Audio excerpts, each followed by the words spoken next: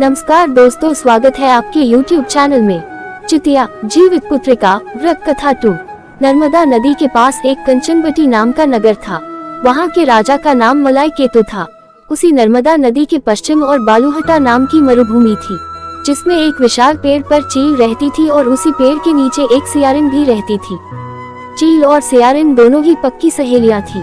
कुछ महिलाओं को जितिया व्रत करते देख चील और सियारिन ने भी ये व्रत करने का संकल्प लिया और दोनों ही भगवान श्री जीमूतवाहन की पूजा और व्रत करने का प्रण ले लिया।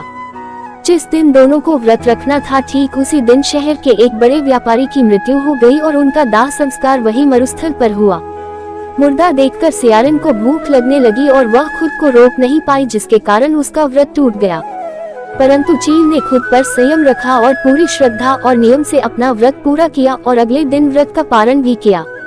उसके बाद अगले जन्म में दोनों सहेलियों ने पुत्री के रूप में एक ब्राह्मण परिवार में जन्म लिया। उनके पिता का नाम भास्कर था। चील बड़ी बहन और सियारिन छोटी बहन बनी।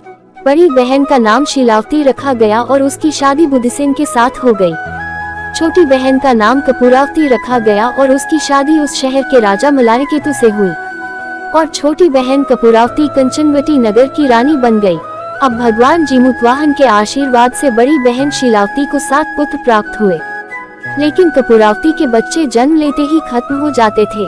कुछ सालों बाद शीलावती के 7 पुत्र बड़े हो गए और राजा के दरबार में काम करने लगे। उन्हें देखकर कपूरावती के मन में ईर्ष्या और जलन की भावना उत्पन्न होने लग गई।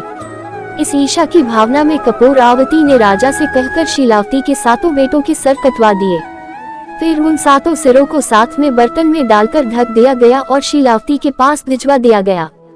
ये सब देख भगवान जीमूतवाहन ने मिट्टी की सहायता से 7 भाइयों के सर बनाए और सभी सिरों को धड़ से जोड़कर उन पर अमृत छिड़क दिया, जिसके कारण वे 7 भाई फिर से जिंदा हो गए और घर लौट आए। रानी ने जो कटे सर भिजवाए थे वह सब फूल बन गए। कपूरावती समाचार पाने को बहुत व्याकुल थी, लेकिन जब उसे इस बात का पता चला तो वह अपने बड़ी बहन के घर गई और वहां सबको जिंदा देखकर आश्चर्य में पड़ गई और बेहोश हो गई। जब कपूरावती होश में आई तो उसने अपनी बड़ी बहन से ये सारी बात बताई और अपनी गलती का पछतावा किया।